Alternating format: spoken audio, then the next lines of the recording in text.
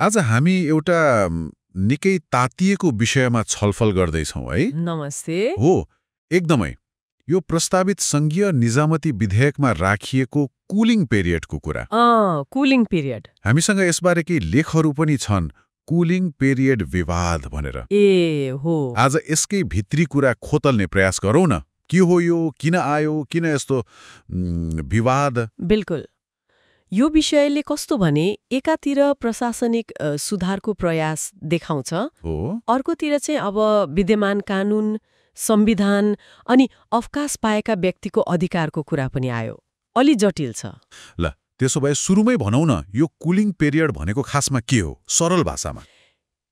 त्यो विधेयकको दफा 82 को उपदफा 4 मा छ नि, त्यसले के भन्छ भने राजपत्राङ्कित विशिष्ट श्रेणी मतलब सचिव वा प्रथम श्रेणी सहसचिव उहाँहरूले अवकाश पाएपछि रिटायर भएपछि 2 वर्षसम्म 2 वर्षसम्म कुनै पनि संवैधानिक वा सरकारी नियुक्ति लिन नपाउने यस्तो व्यवस्था हो।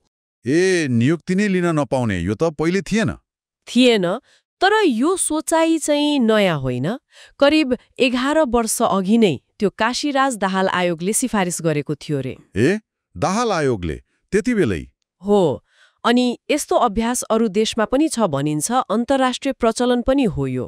तर सुझाव किन दिएको थियो होला त? अवकाशपछि नियुक्ति लिन नपाउने भन्नुको कारण के होला?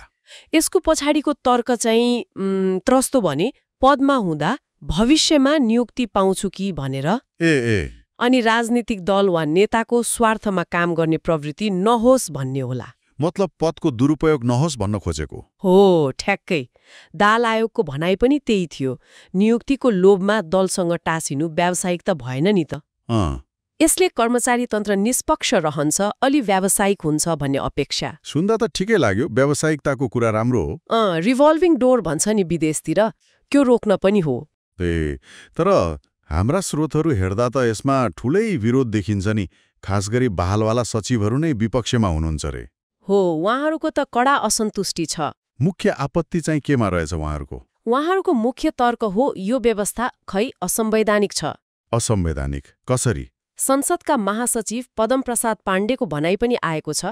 उहाँले के भन्नुभएको छ भने संविधानले नै कुन पदमा कस्तो योग्यता चाहिन्छ भनेर तोकेको छ। हो त?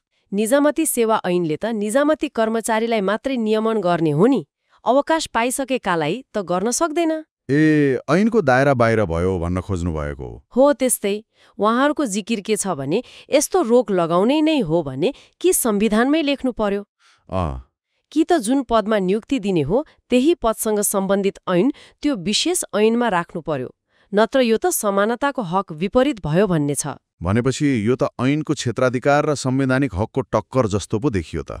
ठ्याक्कै त्यही हो। कानुनी दायराको प्रश्न।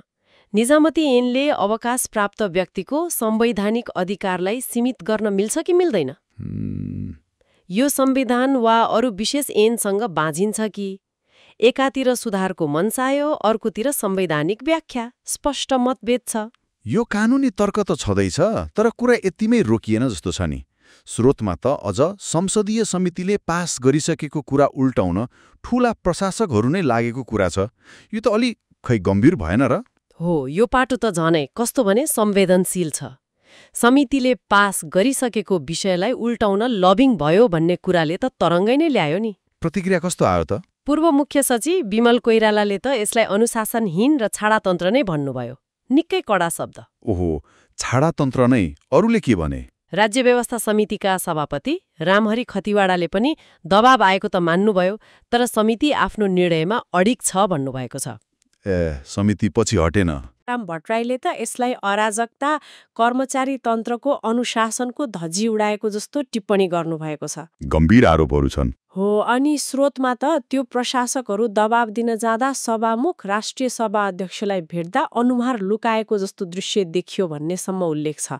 त्यसले पनि अवस्था कति असहज थियो देखाउँछ। ओहो, प्रशासकबाटै यस्तो गतिविधि, यसको असर के पर्ला त अब प्रणालीमा? यसको असर त अब धेरै किसिमको हुन सक्छ। पहिलो त संसदीय समितिको निर्णय प्रक्रिया, विधायिकाको सम्मानकै कुरा आयो। दोस्रो, यो सुधार कसको स्वार्थका लागि हो त? सार्वजनिक हित कि केही व्यक्तिको अवकाशपछिको जागिर? भन्ने प्रश्न उठ्यो। तेस्रो, जो सुधारको नेतृत्व गर्ने हो उहाँहरू नै यस्तो देखिनुभयो भने सुधार कसरी अघि बढ्छ र, होइन त? यसले के देखाउँछ भने राम्रै उद्देश्यले ल्याएको सुधार पनि शक्तिशाली स्वार्थ समूहको अगाडि कति कमजोर हुँदो रहेछ। एउटा सिद्धान्त त राम्रो देखिने सुधारको प्रयास, निष्पक्षता बढाउने हो, कर्मचारी तन्त्रलाई राजनीतिक प्रभावबाट बचाउने उद्देश्य, त्यो चाहिँ पदमा बसेका केही शक्तिशाली व्यक्तिहरूको भविष्यसँग ठोक्किँदा कसरी धरापमा पर्दो रहेछ। त्यही त, एउटा सानो प्रावधानले कत्रो शक्ति संघर्ष र कानुनी जटिलता बाहिर ल्याइदियो। बिल्कुल। र यो छलफलको अन्त्यमा श्रोताहरूलाई एउटा प्रश्न छोडौँ न त सोच्नलाई। हुन्छ। जब प्रशासनिक सुधारले शक्तिशाली मान्छेहरूको अवकाशपछिको अवसर सहितको भविष्यमा असर गर्छ नि, त्यस्ता सुधारहरू साँच्चै लागू गर्न कति गाह्रो हुँदो रहेछ? हो, यो महत्त्वपूर्ण प्रश्न हो। अनि त्यो सेवापछिको व्यक्तिको अधिकार र प्रणालीको निष्ठा, सुधारको आवश्यकता बीचको रेखा चाहिँ खै कहाँ कोर्ने होला? यो विचारणीय छ।